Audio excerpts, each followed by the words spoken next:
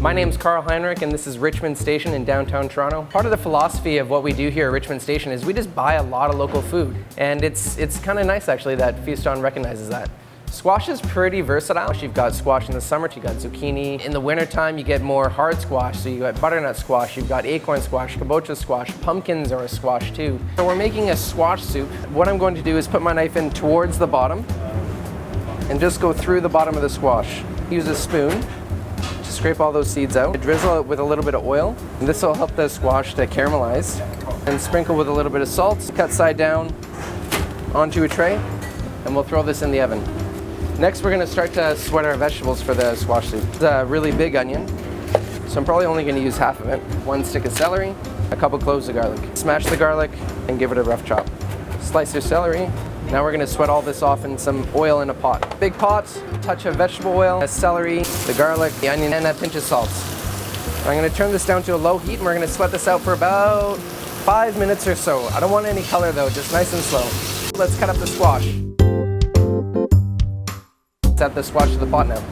The onions and the celery and the garlic has sweated off a little bit. I'm going to add all the squash to that pot now. A couple more minutes. I'm going to season just a little bit more with some salt. Seasoning as you go is really important when you make a soup. The reason is because if you try to season it all at the end, you're going to have a really hard time getting the proper seasoning. If you season a little bit as you go, chances are at the end you might just need a little pinch of salt. Once the squash is sweated out a little bit, I'm going to add some water. We're going to add all that roasted squash in there too, so we're going to add a little bit more water than we normally would. And then we're going to add a bay leaf, some thyme, a few fennel seeds, and a couple cracks of pepper. Bring this up to a boil and let it simmer until the squash is nice and tender.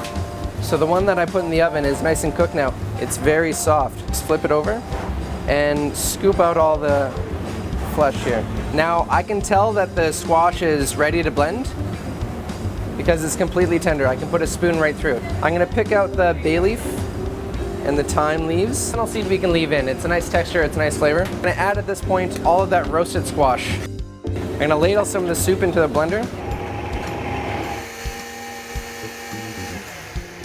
So at this point, it's vegetarian, it's vegan, it's gluten-free, it's dairy-free. It's a really, really easy soup that pleases everybody. What I like to do is to present it in a squash.